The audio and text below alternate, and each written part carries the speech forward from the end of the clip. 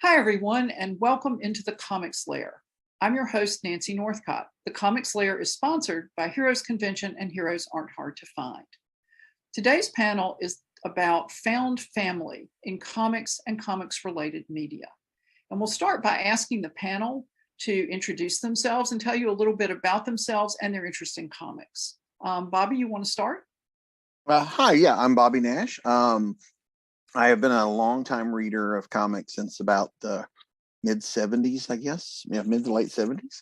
I still remember the first comic I ever bought. It was a 3-pack of Amazing Spider-Man with 3 issues, 192, 193, and 194 in them.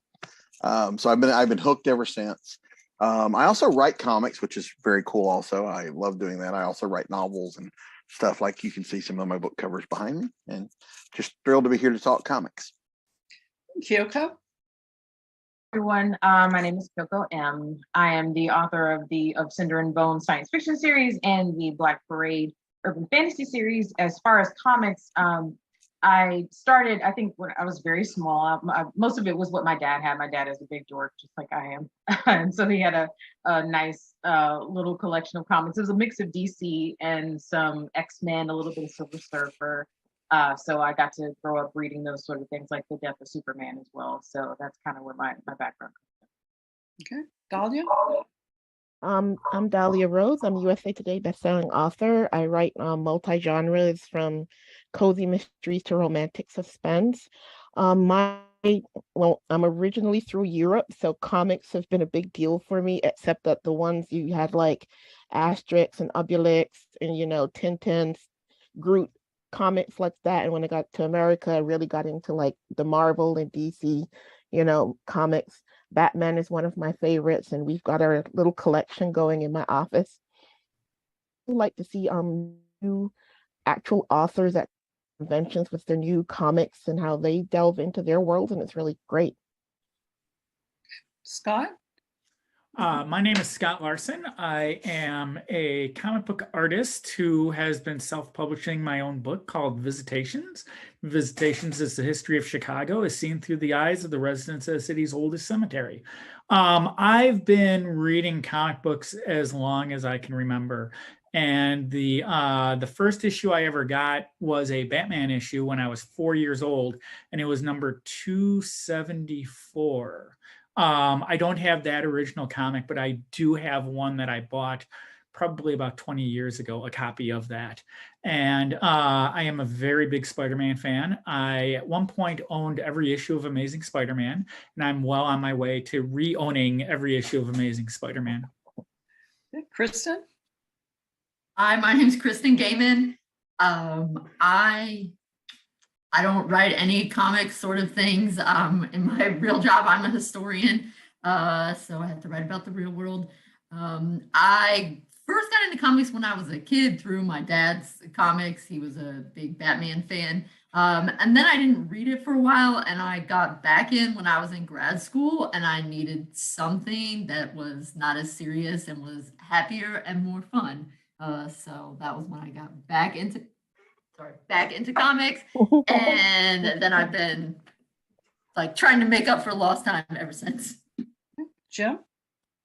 So I'm Jim Nettles. I write science fiction, urban fantasy, bit of horror, bit of this, that, and the other. I'm also a nonfiction author, write about a whole bunch of different stuff. And I got into comics again, kind of because my dad, we actually had them in the store. We sold them. Dad was a big comics fan, primarily DC. But I kind of grew up with a lot of those, and that's where I came from. And as some of you know, I write historical fantasy, paranormal romance, science fiction, and romantic suspense. I got into comic books when I was 8 years old. And if we're talking about our first comics, my first one was Superman's pal, Jimmy Olsen. It was an Elastic Lad Phantom Zone story that had Mon-El in it. I do actually still have it, but it doesn't have its cover. So I'm keeping it not because it's a collectible, but because I love it. And I talked my grandfather into buying it for me. And I remember he said, "Honey, are you sure your mama's going to want you to have that?" And I said, "Oh, she won't mind if you buy it for me." And I think had he known what he was starting, he might have made a different decision. But I got the comic, and that was the start of all of it. So since tonight's panel is about found family, let's talk about what the phrase found family means to you. Kyoko, do you want to start? Sure, absolutely. I've always been a fan of found family since the early days before I really even knew what it was, back when we would get it in things like Disney films or other animated films that I was allowed to watch when I was a kid. To me, it typically ends up being the people that choose to stick around that are not always directly related to a protagonist or an antagonist in certain stories. The people that they choose to have in their lives who have meaningful relationships. Okay. Dahlia? For me, I think that found family is, trying to figure out who you fit in with, because we all say, we've got our family and that's blood, and then we have our family that's not blood, and that's our, but to people like me that has a mixed family and mixed generational context, and being the mom of 5 kids and then 2 step kids and a multitude of children that my kids used to bring home from me to mother because they needed it. I think found family is just, someone that you can trust and someone you can believe in and put your, faith in, even though that sometimes they may just here and there. At the end of the day, you still have that togetherness. Okay, Scott? To me, a found family is a family you create for yourself. We're all born into families, and we all have, some of us have brothers and sisters and whatnot. But the found family are the people who you choose to have around you and who you choose to become close to outside of your own family. Okay, Kristen? And I feel like so much good stuff has already been said. But yes, I would see found family as people you may or may not be related to biologically, because I don't want to say that you can't have someone that you're biologically related to in your found family, but it's often your friends. It's the people you choose to have, and your connection is deep, and you can really really trust each other. And I would say it almost goes beyond what we conventionally define as friends. Okay. Jim? Yeah, I mean, at this point, it's kind of adding on to everything everybody said. But to me, the big differentiator, when you go among circles, because there's the people maybe the people you work with. So we start talking about the difference between superhero teams or something like that, and truly family. It's those people who cross a certain line, and there exists that real bond that's there that sometimes can be tighter than blood. It's the people that you spend a lot of time with. It's the people that you absolutely trust, and sometimes that you want to kill, but you've made the choice to stick with. And it's that really deep bond that forms a lot of the time over time, but it comes about a lot of the time because either fates throw you together or whatever the case may be. But it's the people you're stuck with and you can't get rid of no matter what you do. Okay, Bobby? Yeah, there's been a lot of really good stuff here said, so I won't repeat that. But like in terms of comics, when I think of or in any kind of media with found family, when you have the difference between the teams and the families, the teams are always in costume, they're always working, and then they go their separate ways. The ones I think of with found family are the ones that they're always there without their costumes on. They're still together. They go trips together. They do things outside that are not part of their job together, and it seems like they always just enjoy being around one another. So I have some examples. That's kind of what I was thinking when I was putting together my list of the found family comics. So yeah, that togetherness, that and like Jim said, nobody gets on your nerves quite like family, even if they're found family. Yeah. Well, I can't add anything to what you all have said, but Bobby brought up the point that I wanted to move into next, which is what makes the difference between a superhero team and a superhero team that's also a family. Where's the line that we cross, and how do you define it? Dahlia, you want to start? Oh, yeah, you just putting me on the spot. I think, along the context of that line, of an example, maybe Teen Titans and that kind of family structure that they have. Each of them come from a different place, but together they found that kind of bond where they can be with each other outside of work, and then still go and save the world. I've been watching the new Teen Titans on HBO. It's very much darker than I'm expected from when the kids were watching it as cartoons and sang it in Japanese. But I think that along that line, that's one of the perfect found families that I could think of. We've got, Deathstroke, we've got, all the others that are there watching each other's back, and then they go home kind of to like the same place. And they made this family, not it was out of necessity, but it became something more. It became something that they created and they needed and they wanted to continue no matter what turbulence went on in comic book structure or in the show. They try to save one another, and I think that's one of the great found family structures, is that they try to save each other. Okay, Scott. When I think of found family, it's kind of interesting because the first thing that pops into my mind is the Fantastic Four. And it's an interesting dynamic. I made the comment earlier about how you're not related, but obviously there are all kinds of different relations there. From Reed and being married to Sue, and to Sue being Johnny's sister. But then there's the Thing, Ben or She-Hulk or whoever, who are just close family friends. And so it's kind of like, it's part family, but it's also part friendship. So when I think of something like that, that's the team that pops right into my head. Okay, Kristen.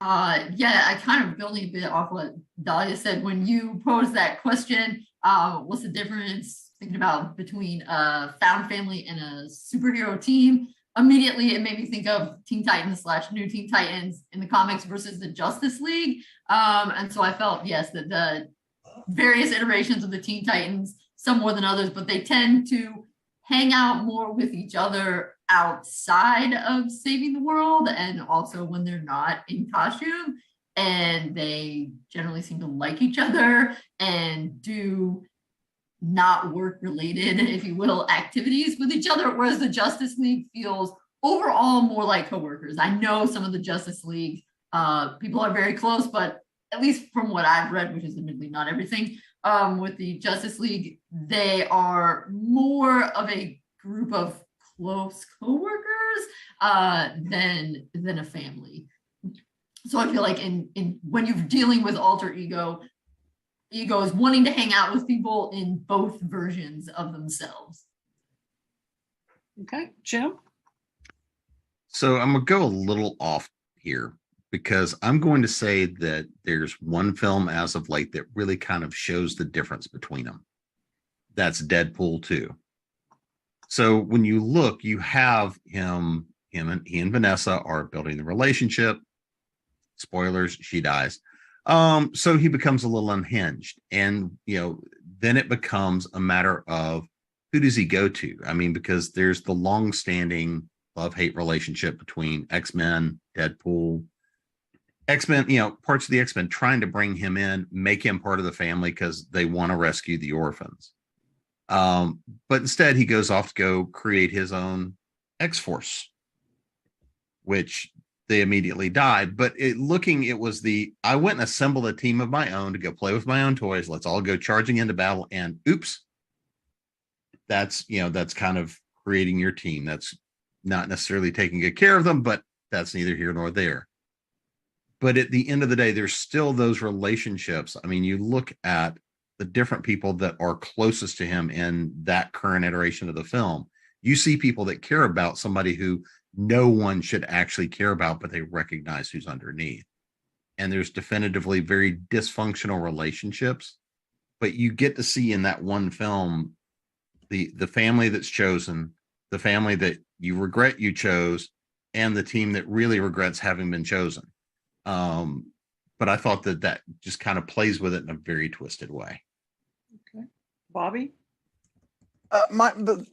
The top two on my list have already been mentioned here, which were Teen Titans and the Fantastic Four.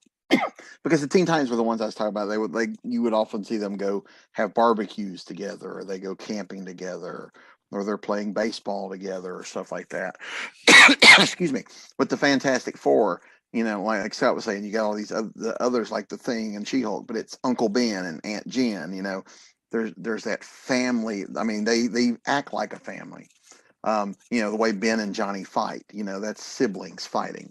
So, but since those have been mentioned, I have the third on my list is one that when you first say it, it doesn't sound like a big family guy because he's considered such a loner. But Batman, to be such a loner, has adopted all of these kids into. Now, granted, he adopts them, puts them in costumes, and says, "Go toward the gunfire."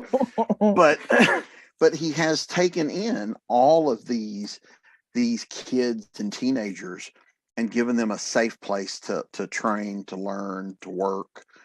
And so for this guy who is such a loner, he really has gone out of his way to create the family he himself did not have as a child growing up, after his parents were murdered. So I would definitely call that a good found family. And it's a very dysfunctional found family because they quite often don't understand him because they know him as this guy that took us in and takes care of us. But then they go to work with him and he's a completely different kind of guy. He's not always the easiest guy to live with or to understand. But there's definitely a big family element there. And I think Alfred being like the grandfather almost of that family, because Alfred is probably the closest thing that Bruce has to a parent. Okay. Kyoko? So my example was going to be the Bat family because I mean, right? Yeah, because I think there's a joke. People have made many jokes about like Bruce being like, "I'm a loner," and then he takes one step and orphans spill all out of his cape. There's like 15 of them. It always cracks me up. He's just like, "No, I'm alone." No, you literally have all the kids. You are the biggest dad ever, Batman. But anyway, I think the difference between the two for me is an example between the MCU and something like the original Suicide Squad movie, which was to date the worst use of family that I've ever heard in a film. It was unearned and it made no sense. Whereas what I liked about the way the MCU did it is they didn't rush it either. Nobody says that word until Endgame. So you've had this 10, 11-year history between these characters having meaningful friendships and relationships. Almost all of them have interacted and had important scenes and important growth moments between them. And again, especially in Age of Ultron, I love that scene with Mjolnir. That is one of my favorite found family moments because it's them just, hanging out the way we've always imagined that they do. It's usually off screen, but they finally gave you that little peek into it. And I think that was what the difference was, is that, again, each of them has a dynamic between each other and then as a team. But it's not so standoffish. It's not so much that they're just coworkers. It seems that each time they came together, they really did have meaningful relationships and friendships, and of course differences and things that became difficult as the film continued and as the series continued. But I think that's probably the biggest difference between the two. Well, I'm surprised and appalled that none of you have mentioned the one that I'm going to suggest, which is the Legion of Superheroes. I was not going to take that from you, Nancy. Jim, I appreciate your thoughtfulness. I fell in love with the Legion when I was 8 or 9 years old, and they fit a lot of the criteria that several of you have mentioned. Is they live together first in an upside down rocket ship, and then in this giant complex in 30th century, now 31st century metropolis.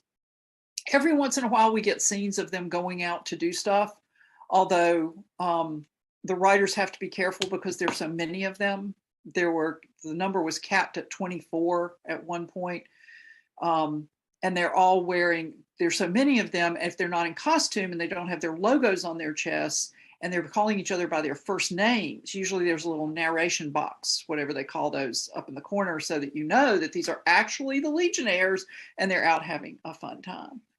And it took, like Kyoko was saying, a long time for them to develop personal relationships, because in the early days of the group, they just didn't have them. But then as we got into the 80s and the 90s, it was more of an effort to build the personal ties in there. So the one that the most people mentioned was the Teen Titans. So let's talk about the Teen Titans first. Scott, what are some of the things about the Teen Titans that you see as bonding them as a family? I think the fact that they're all pretty much the same age is, that's the thing that brought them together in the first place. The thing with the Teen Titans is there's been so many different iterations of them. There was the team that was in the 60s, and then there was, the new Teen Titans, and then it grew into something else. But really the thing that bonds them, in my opinion, is their age. And they're all kind of going through the same thing at the same time. Okay. Kristen? When I first think of the Teen Titans, I think more of the new Teen Titans, so the slightly bigger roster. And aside from the age thing, I think also they all needed it. They all needed a family at the moment when they come together. In particular, I'm thinking, Starfire was chased from her homeland by a slaver, so she really needs a family. Raven was looking for people who could help her with her other more hardcore family. Donna, her family is she has 8,000 different origins, so it's always kind of weird with her. So sticking with the Teen Titans, that at least makes sense for her family. Of course, initially, Robin was kind of having a spat with Batman, was trying to be more independent. Cyborg was having trouble with his family. The Doom Patrol had ended. So, it seems like maybe Kid Flash, Wally kind of had a family to go back to, but everybody else, they really needed somebody, and they were all close to the same age, or pretty much the same age, going through a lot of similar things, and they wanted to bond, and they could really help each other out emotionally, dealing with what they were going through. And so I think being at that age, kind of late teens, and going through some stuff and getting together with people who are also going through stuff, that's kind of like in college. Your friendships in college can be really impactful, particularly if you're all living in the dorms and stuff together. And then New Teen Titans is kind of like that. And so that's going to stick with you. It's going to stick with you forever. Jim? Yeah, I kind of want to build on that, because with Teen Titans, and I've seen a couple of the different iterations over the years, but it's, I think the combination of, you've packed a bunch of kids who are all going through puberty, and they're going through need. They need a family. They need that belonging, but they also form some of that teenage sort of pack that you can create bonds that feel extraordinarily strong at that age. And then you combine with that superpowers, and you combine with that everything else, where they really don't have anybody else that they can relate to other than this pack. But at the same time, they still have their internal conflicts. They still have the people that they're closer to within the group, and the different dynamics that move around. And I think that's one of the things to watch. And as you have different people cycle through in the different iterations, you get to see different relationships and different kind of responses as to how they react to each other. Okay. Bobby? Yeah, I agree. I think, and the Teen Titans that I grew up with was the new Teen Titans in the 80s, the Wolfman and Perez run. And I think, it's already been stated here that putting them together as teenagers and dealing with a lot of real world stuff, they dealt with some pretty heady storylines back in that book. But we also, as the audience, I was a teenager at the time I was reading these. They grew up. They didn't keep them static as teenagers. They actually grew up and, had lives. Their lives took other turns. Some of them got married. Some of them stopped being kid heroes and became adult heroes, changed their names, different things like that. And so we got to grow with them and see, how they grew as a group and how they, separated. Kristen mentioned the dorms. I thought that was a great, description of Titan's Tower. We're a team. We're all going to live here in this one building. The fact that how it didn't fall over is beyond me, but it's, I'm not an engineer, but the fact that they were all together and they spent their time together, they would do things together. It was not uncommon to see 2 or 3 of them in street clothes doing something together, when the action started and they had to go take care of a problem. So yeah, it was just that they all seemed to just enjoy being together. Kyoko? So what I thought was interesting with the Teen Titans, and of course my experience is strictly the original animated series. We didn't have a lot of comic book shops growing up, so I didn't get to read the comics. So my exposure to it was the original run of the animated series. And I always thought it was interesting because all of them are going through a coming of age, sort of the way that YA novels are typically based around. And so it really worked for the team dynamic for all of them to be at the same stage of kind of, okay, well, I'm now of age that I can do some things that adults do, but also I'm still learning about myself, where I fit in the world. And all of that really gelled well with each other because they all understood what the other person was going through, of wanting that independence and wanting to be out from under that very heavy oversight, like someone like Dick Grayson definitely had. And so I think that's what made them bond so well, is that all of them were at a start of a new journey. So they were completely out of childhood and moving on to the next stage in their life. And that seeking other people out is a lot of what you do when you reach that age. And even though they all have these fantastic powers and amazing backstories and very vibrant personalities, they all kind of were in that same place where they knew that in order to grow, they needed to be with other people who were like them and were different from them, so they could kind of learn how to roll with the punches and the different things that they're going to encounter and more when they get even older than that. Yeah, I couldn't imagine seeing Superman and Batman sitting on the couch playing video games. Never. Like Cyborg and Gar. Yeah. Dahlia? And you're on mute. You're And muted. now I'm on mute. I didn't want you to hear the doggies barking. So for me, about them in correlation of the Breakfast Club, that whole like set of people that don't fit, and then all of a sudden they come together and they learn about each other and they fit. They all have some kind of angst going on, and you just see it happening, but then you're seeing them learn to connect with each other, even sometimes, even if there's still that core of connection there that began from a friendship and then turned into something family.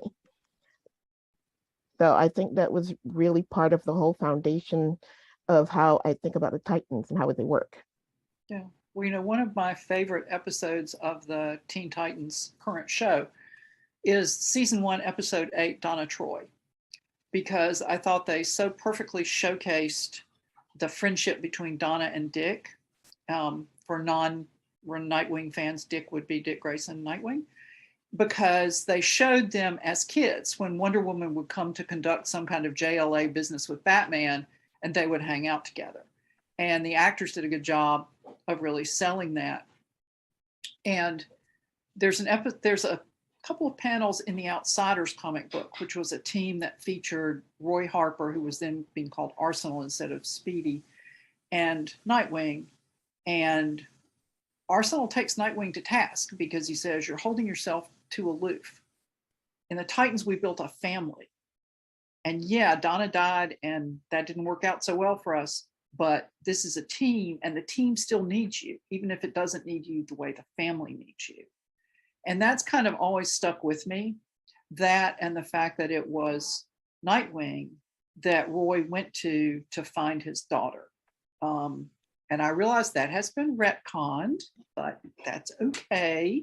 Those of us who are old fart fans will just cling to the version that we like and ignore the retcon. And those who love the retcon are welcome to it. But, and that's you to come to somebody and say, I just found out I've got a kid with a supervillain. I don't know where she is and I need to find her. Will you help me?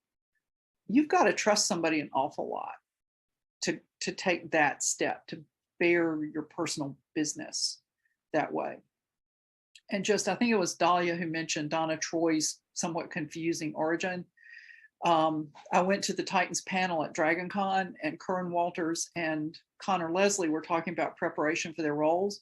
And Connor Leslie said she went out, she bought all these comic books, and then she thought, how many versions of Donna are there and which one are we doing in the show? So they ultimately went with the version where Wonder Woman had saved her. But you could do a whole panel on Donna Troy's origin and how we would fix it. Does anybody want to add anything about the Teen Titans? Yes, Yeah, I Scott. would. Yeah. You know, one of the things that I thought of after I stopped talking and I realized that nobody brought up is these were all former sidekicks. You know, they all Yes, they were, started yeah. on the same age and they all had a mentor. And I think that with the new Teen Titans, someone mentioned Wally having a stable family, which he did not. If you read the Flash comic that he starred in later on, it showed how unstable his family was. But they were all trying to live up to something, and that's something that bonded them, I think, as well, because that's a hard thing when you're a kid. If whether it's a parent or a mentor, you know, it's like Robin slash Nightwing had Batman, Kid Flash had the Flash, Speedy had Green Arrow, and so they had to be better than they actually were. So that would bond them more so. And you know, you mentioned the Donna Troy episode of the Titans TV show, and that they were hanging out together. They both, Donna and Dick, were dealing with the same issues, and so that was something else that bonded them, was that they're all going through the same thing in a way that had nothing to do with their age. Yeah, they almost had to. There was a bit of having to prove themselves. Mhm. Because, you know, they were sidekicks, and so their partners were always treating them that way, even when they were no longer kids.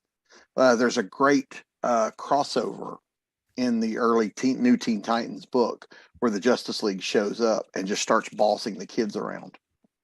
And they all decide, okay, not having it. And they stand up to them. And it causes a big rift between the Justice League and the Teen Titans. And I thought that was great, where the kids, you know, because it's a very primal thing in all of our lives. There's a point where you stop being just a kid and you become an adult person. Mhm. And I thought they handled it very well. Yeah. And I think that's come up a couple of times, because I remember one with a different version of the Teen Titans where the characters who were the new Teen Titans had kind of grown up and moved on, and they were just the Titans, and there was a younger group. Mhm. Yep. And the Justice League came in to boss the younger group around, and it's actually Nightwing who steps up and goes, hold it, just hold it. You know, you wanted them to talk to you, give them some space. And he really faces them down with help from his Titans colleagues. And he actually says to Batman, I'll give Tim a ride back to Gotham. I think he can skip the lecture tonight. And that's the way it goes. I mean, and that really, incidents like that, like Bobby mentioned, are the line that marks, you're not a kid who has to do what you're told anymore. You're an adult who makes the decisions on your own. And they kind of play that up too in the Young Justice series, which is pretty much a Titan series, where the adults are doing things and they just kind of like shoo the teenagers away, even though the teenagers seem to be the ones getting stuff done. And so it's nice to see when those kind of things come to a head. Anybody want to say anything else about the Titans before we move on? Well, and I think that Scott's point and Bobby's are really important here, is that these are, you know, a bunch of kids that are put under risk every day. These are, you know, and in essence, they also have a trauma bond, you know, where their parental figures have kind of thrown them all together here to learn together and go a little bit feral. Which is one of the fun things to watch, is that moment. There's a fun clip of Teen Titans are running away. Batman's behind them, all the stuff that they're doing to, you know, slow Batman down. And, you know, he's down to Batman is on the roller skates, still coming. It's that idea of these are kids that have had to take on a lot of responsibility very early at the hands of people that otherwise are out to save the rest of the world. But these kids, they're really toughening up and hardening. So the fact that they also have that ability to break through that level of difficulty and create those relationships, I think is one of the other big pieces, that they are all sidekicks, but now they're coming into their own, which means they're also competing with each other as much as bonding. Okay. Well, and I was just going to say how Nancy, you brought up the outsiders and that quote, and we don't need to discuss it, but it just kind of got me thinking. And I feel like that's maybe one of the reasons that I never enjoyed the Outsiders book quite as much as some of the Titans books was because the Outsiders didn't feel as much like a found family as the Titans. It had a little bit more of that coworker vibe. I think maybe because of the missions they were on. I don't know, maybe it was trying to be a more serious book. I don't know, but I also think that delineated the difference in characters between Batman and Nightwing, or Batman and Robin, because Robin created a team of friends. Batman created a team of people that work for Batman. Oh, yes. Sorry. We're getting confused, right? Because there's so many different outsiders as well. And then Nancy was referencing another outsiders after Donna died. Oh, no, it's definitely true for Batman's outsiders. That is hardcore coworkers. Those are friends from work. If they're even friends. I was going to say, you're going to go as far as they're friendly? From work, from work. But that other outsiders that did have that had Roy and Dick on it, it just felt not as family-ish as the Titans. Well, since we've been talking about the Titans and their connection to Batman and the Justice League, let's move to the Bat family. Kristen, what about the Bat family, aside from children falling out of Batman's cape everywhere it goes, what about the Bat family makes it a found family for you? So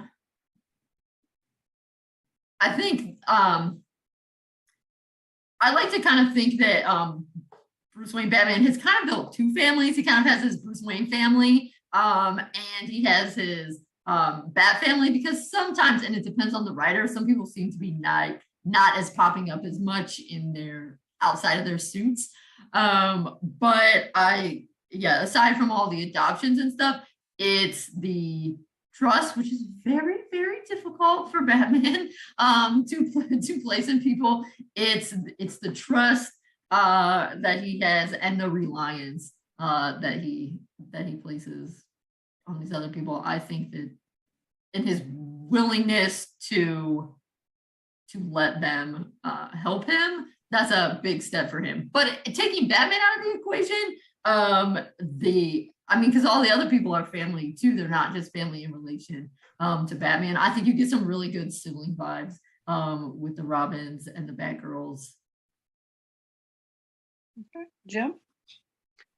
Yeah, I'd build on that, because again, you look at the Robins and the Batgirls, which they all wind up in some way mentoring each other, going and saying, yeah, this is how you survive underneath the bat. You can learn a lot as long as you live that long.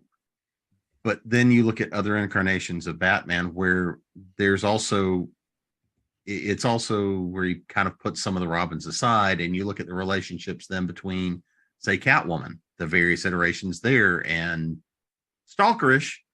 There's still times where there is a degree of desire for family there on both their parts. You kind of see that relationship there amongst a couple of times with Batman and some of the antagonist side of things as to which side do they really fall on.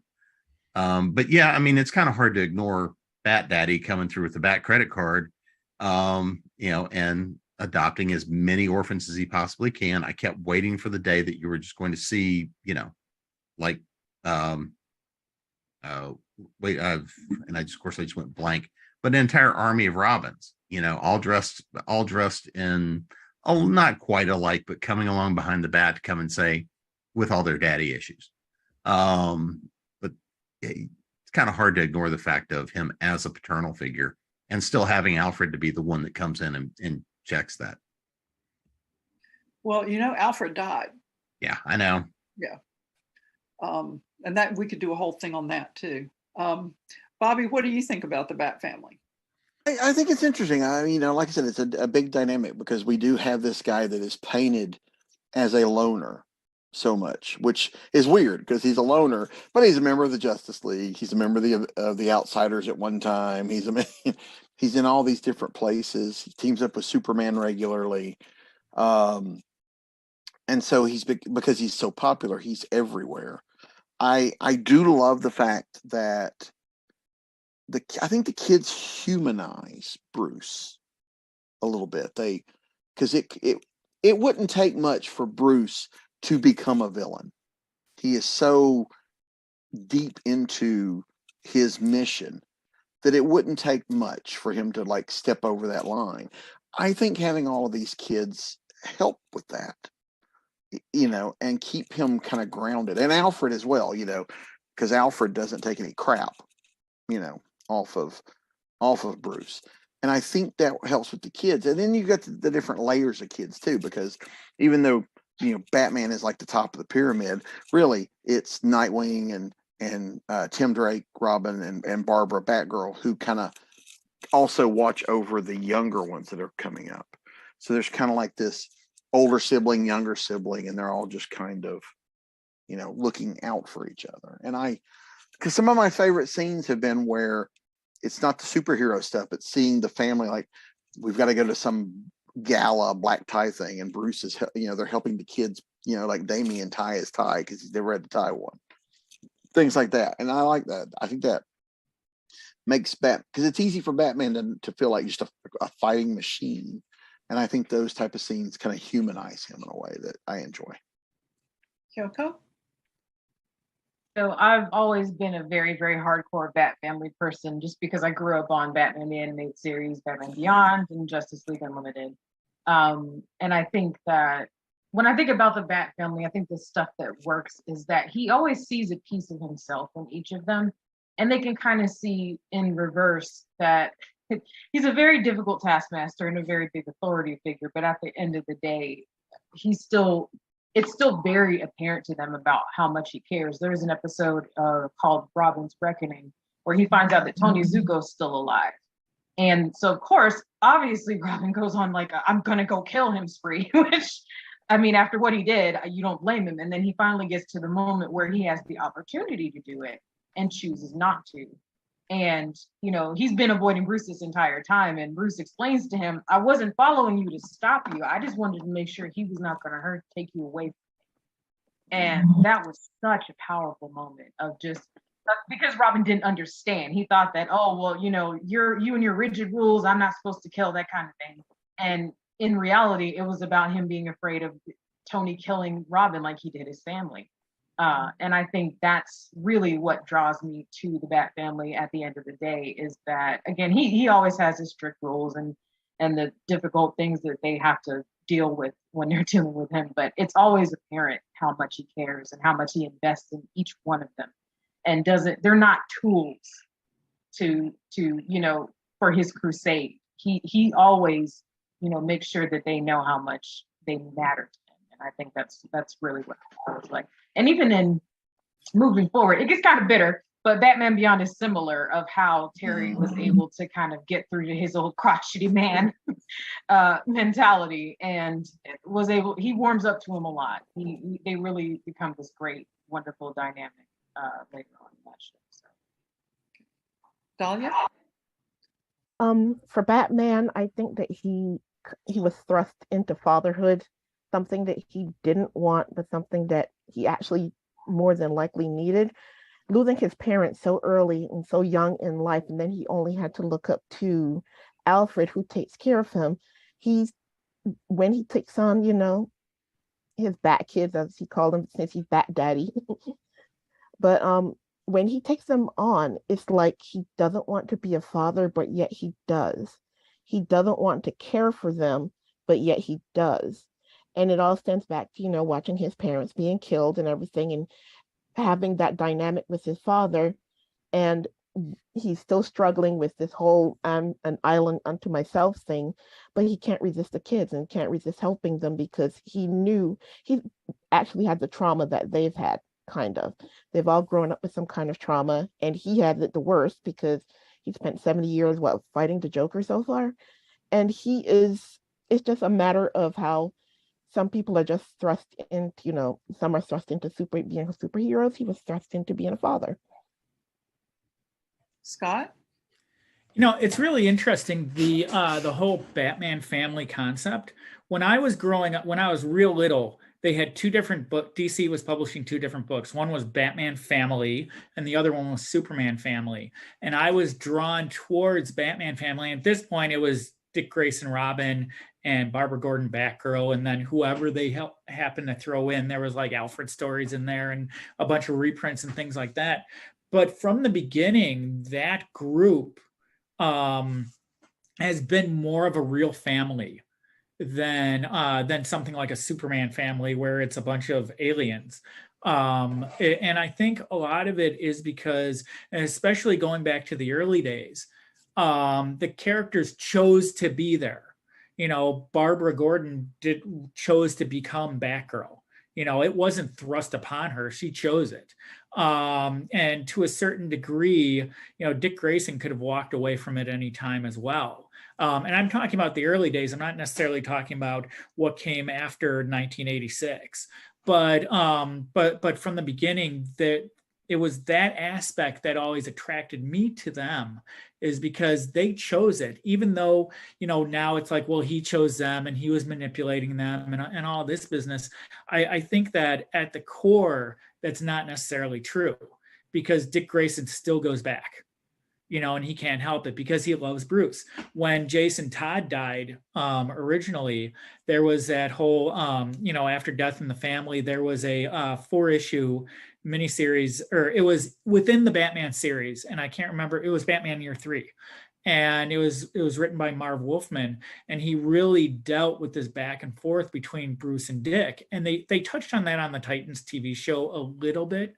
But the fact of the matter is, they're humans and they have real emotions, and they're able to relate to each other in that way as a family would, whether they were actually DNA or not. You know, Damon's DNA, but the rest of them aren't. Yeah.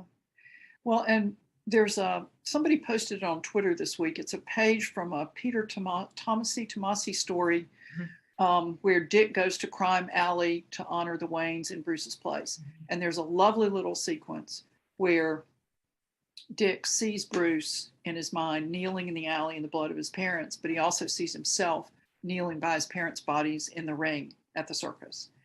And there's one of the stories, it might have been in the Robin Anniversary and Giant, that talked about how Bruce took Dick in on impulse because he looked at this kid and he saw himself. And personally, I don't love the stories where Bruce is just an outright jerk to the kids, because I think he's driven. I think he's eyes on the prize very much, but I can't see him pasting his kids across the face all the time. That just bothers me personally a lot as a fan and a reader. But there's a scene where Cass's dad has been killed, and she says she's an orphan now, and Bruce, being Bruce, says, "You'll have a family as long as I'm alive." And just like that, Cass joins the Bat family. And there's a nice sequence where Cass and Duke are fighting somebody, and Duke says something to the guy like, "Well, you know, I'm going to let her take over because she'll finish this faster than I would." And he turns to Cass and he goes, "You got it?" And she goes, "I got it." And that's just so, there's so much trust in that and so much affection that I think that's part of the whole family thing too. You might be really, like Bruce and Dick get mad at each other, but underneath it, there's still always that trust.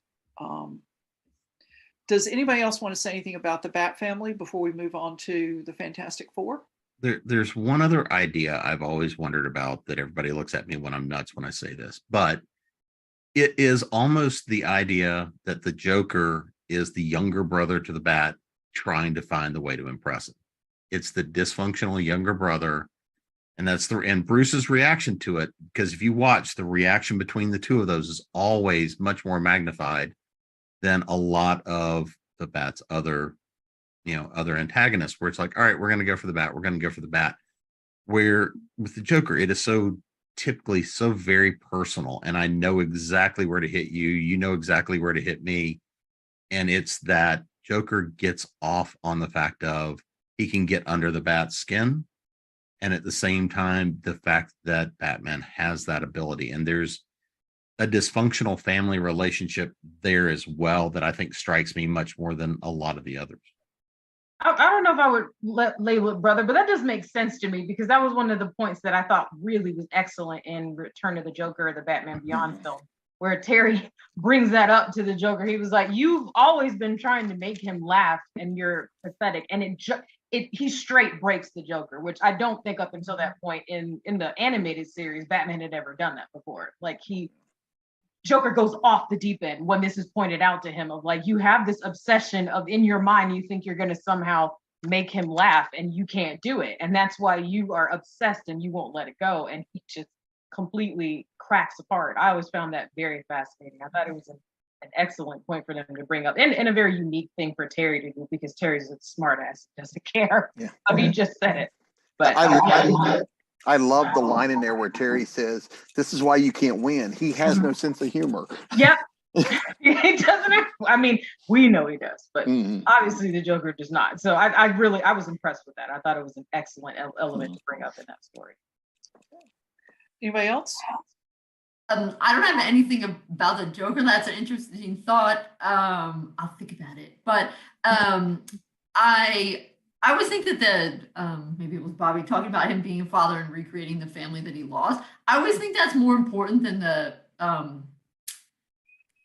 romantic relationships, and there were many reasons, but that was one of the things that annoyed me the most about The Dark Knight Rises was that he quit being Batman. I think it was ambiguous, because of the romantic relationship, and I always felt like I didn't think he would fully heal if he didn't have the whole family going on, and if he didn't become a father. I always in my head had an epilogue. I never thought that when he gave everything to Blake that he just stopped. I fully believe that he's like, okay, no, this is what I'm going to do. I'm leaving Gotham. But I always thought he left that as a mentorship thing. I always, in my head, again, can't, obviously the story ends right there. We don't see more. But my headcanon was that he continued to mentor him. Because obviously leaving him all that wealth and the other things in the cave and all that, I thought he would become a full mentor, even if he wasn't physically in Gotham anymore, obviously since Bacon's death. But I mean, that was also like an alternate take on the character. And that's why, like, some of it I can separate in my head personally, just because I was like, no, this is just this person's interpretation of it. Because I mean, I don't feel that aside from like in Batman Beyond, where he was physically old and couldn't do it anymore, and he got his spirit broken like way late in the game. I think that's when he stopped. Yeah, when I love like you said, I love the Batman Beyond reason he quit. When the only way he could win was to pull a gun. He goes, I've become what I said I would never be, and I'm done. Yeah, I remember being really choked up when they showed the scene of what made him quit. It's just so brutal. It was so brutal. I have a question. Has everyone seen Titans season 3? I haven't. Not yet. As in live action, original, animated, what? Yes. There's lots of them. You mean the current? No, I mean the current. Oh, I haven't. No.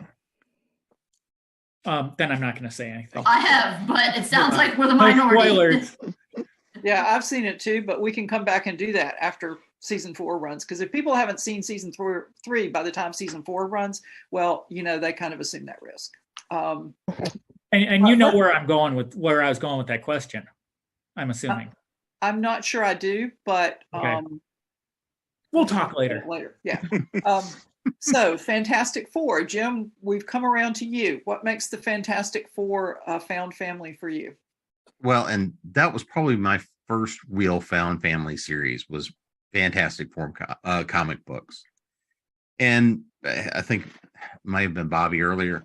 You've already got the married couple, the brother-in-law, that relationship, and Ben as the close friend. You've got other people coming and going. But they were that unit to an extent before the accident. Whatever origin story you want to go with, the fact that they were together when that happened is what kind of takes them and pushes and stretches a lot of those family boundary limits over the time and in all the different incarnations, ignoring the bad movies. Ignoring the movies because there's no good ones, but going through a lot of the different comic series, and it's been a long time since I've read any of them. For me, it was really always you started with a family unit that then had to deal with now we're also this, and that's what pushed and changed the family dynamics, and of course brought Ben in to be part of the family officially. but it was that kind of a change, and the fact of the ability to look at that and say, this has happened to us. How do we face this? And it was a group of people that were able, despite the familial relations, the incident, the inciting incident, regardless of which one you go with, then causes them to come together better, even though it also amps up the conflict of them as they try to figure out, who am I now individually, but they also had to figure out who they were as a family. Bobby? Yeah, the Fantastic Four might have been the first comic book I ever read that had a married couple in it. All the other superheroes were single, they were young, they were living this carefree life, then things go wrong and they go beat somebody up. Seeing Reed and Sue have marital squabbles and marital together, it wasn't all bad. I mean, I don't want to say just the bad stuff, but I mean, there was stuff that they did together. They had a kid, seeing them, spend time with Franklin. I thought that was just so unique because it was so different than any other comic I had read. And I love the fact too that even though they have superpowers, that book takes a different path most of the time. Like whereas Batman patrols the city, or Spider-Man patrols the city, or the Avengers get a call and they go fight whatever problem, the Fantastic Four were like, hey, I've discovered this, let's go check that out. And they go off and then they get themselves into trouble. I love the fact that it was just, you could take their powers away and it still worked. It was still that family dynamic. Ben being Reed's college buddy, someone mentioned earlier before that, the friends you make in college sometimes become your lifelong friends because you've shared that experience. And so having Reed and Ben still be together as best of friends after that, even though, technically Reed turned Ben into a monster, Reed, that could have ruined Ben's life. So the fact that they're still able to be a family, to have those squabbles and to have that togetherness, because they would all die for each other. And I think in the books, they've all died at least once. So, they would die for each other. They would probably kill for each other, and that's not even, and that's before you even get around to the kids, they would all, move heaven and earth for any of the kids that are part of the family. So, and kind of like Batman, as they've gone along, they've brought in not only other teammates, but other kids. There's a whole group called the Future Foundation now, which is all made up of kids and teenagers and whatnot from various different races around the Marvel universe that come together as kind of like a school. So Reed's kind of taken that Batman thing or that Professor X thing, and he's pulled these kids together to kind of mentor them going forward. And so it doesn't feel like your typical kind of superhero thing. So I definitely feel family probably more there than anywhere else. Okay, Kyoko? So I won't have much to say here because I didn't grow up reading the comics. What I will say though is, given that they've announced that Fantastic Four will introduce itself into the MCU in Phase 6, which is about 2 years off, it's going to be very important that they find actors who can make it convincingly feel like siblings.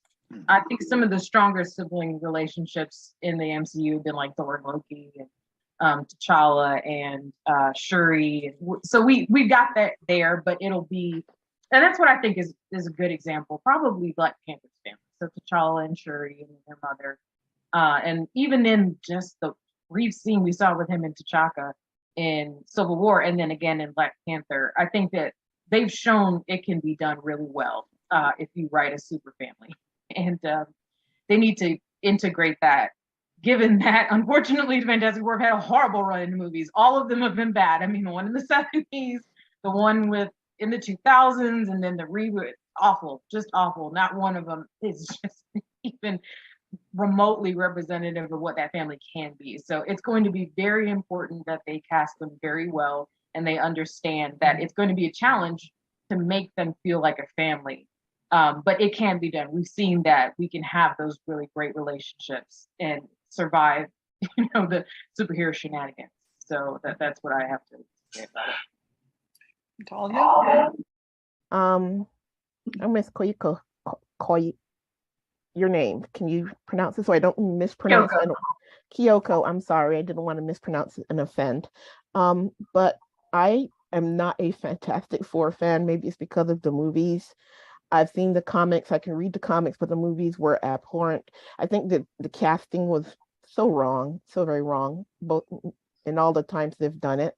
But I always look at it and I think of Reed and Sue as parents, and then Johnny and Ben as, younger, going after each other, because Johnny likes to antagonize Ben.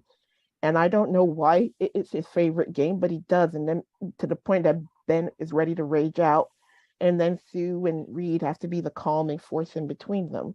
So it's kind of like they give that dynamic really doesn't work for the movies, though. They all need to have their own strengths.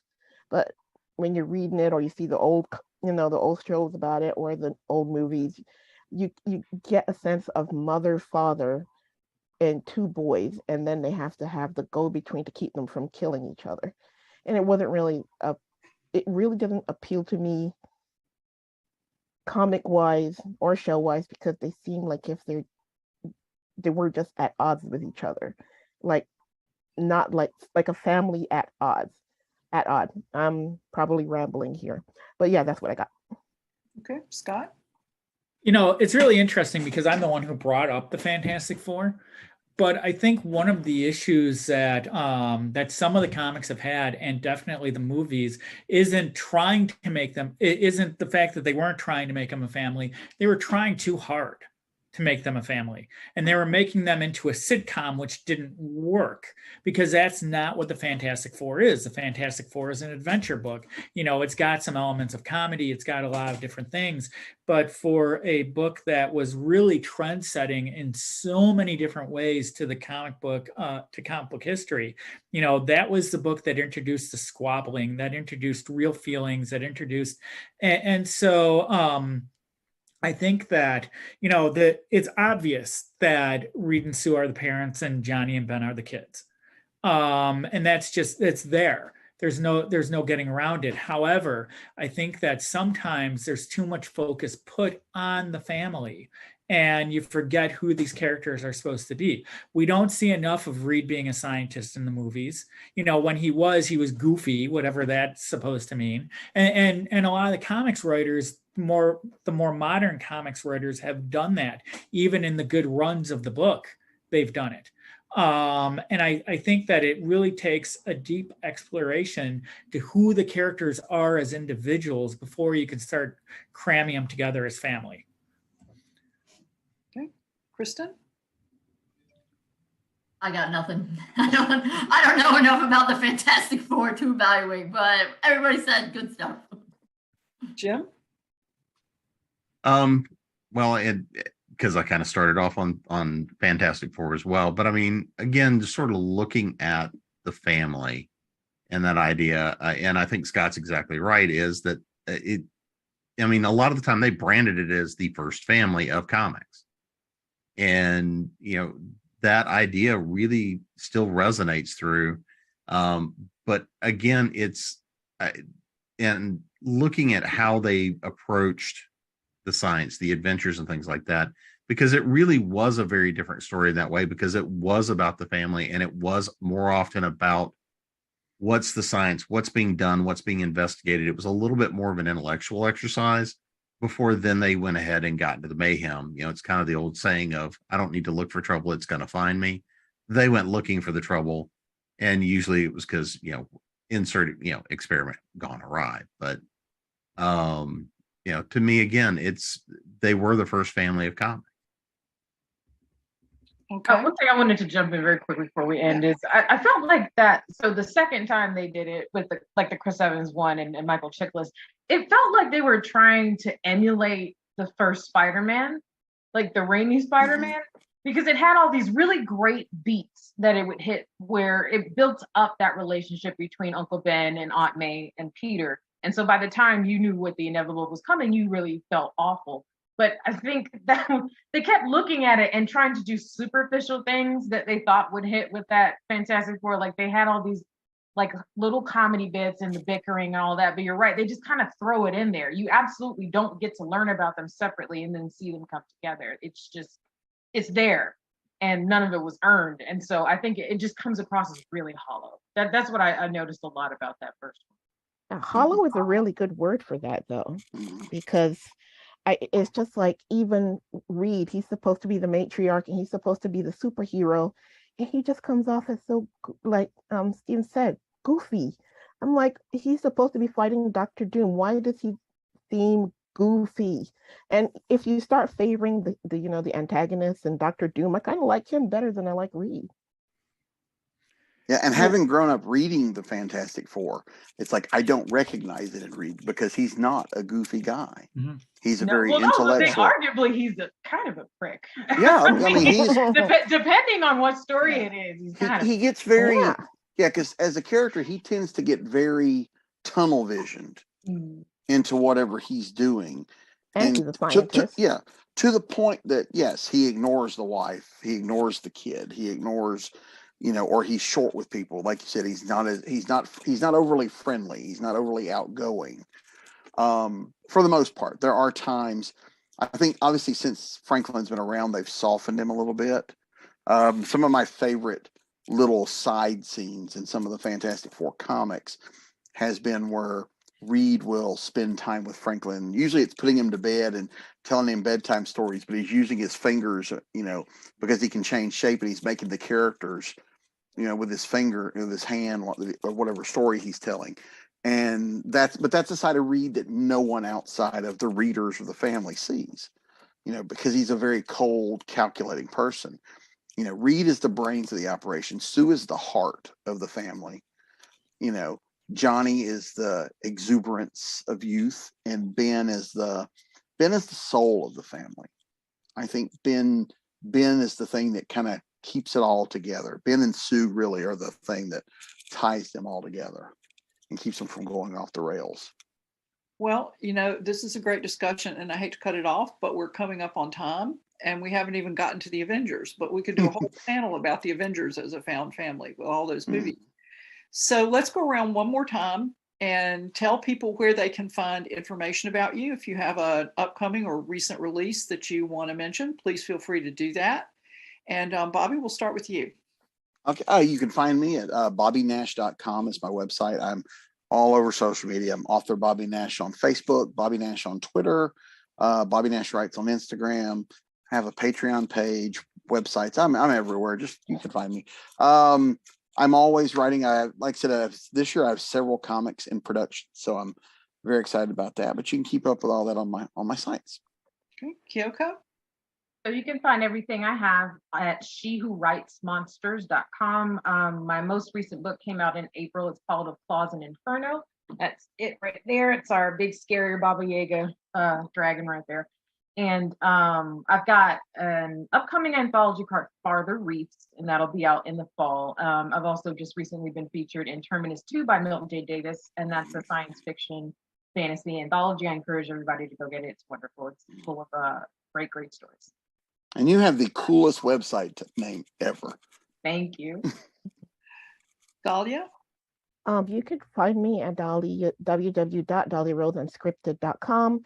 You can find me all over social media. Just put Dahlia Rose in, you'll see something. Something will come up. My current release was released on Saturday, and it's a romantic suspense set in Edinburgh, Scotland. I was over there earlier this year, and I just had to write the story around it. So that is out now, and that's it for me. Okay, Scott? I am the creator of Visitations. This is a new issue that just came out. And the book can be found at visitationscomicbook.com, and I can be found under the name Scott J. Larson Art or Scott Larson Illustration on Twitter, Facebook, Instagram, and that's about it. I will be at Baltimore Comic-Con, where I will be telling ghost stories about true life Baltimore history. Okay. Kristen? I don't have anything. I don't have a website or anything. If you want to be my friend on Facebook, It's my name. My picture is a kangaroo. If you're interested in medieval queens, I can hook you up. Well, didn't you just have a book come out about a medieval queen? Yeah, it's about Anne of Bohemia. If you're interested in Richard II's wife, yeah, you can get it on Amazon. Okay, Jim? You can find me at jamespnettles.com, authoressentials.net, authoressentialsworkshops.com, the speculativefictionacademy.com, and of course, your ConTinual. And I occasionally show up on social media. It looks like I'm there a whole lot more than I really am. Well, after that list, my list is going to seem paltry, but my website is nancynorthcott.com. You can find me easily on Twitter, where I spend more time than is good for me, and I'm at Nancy Northcott. I technically have a Facebook author page, but I'm not there very much. And my most recent release was a historical fantasy mystery called The Merlin Club. And you can find me frequently here on ConTinual. So I'd like to thank everybody on the panel for joining us. Thanks again to our sponsors, Heroes Aren't Hard to Find and Heroes Convention. And thank you for watching the panel.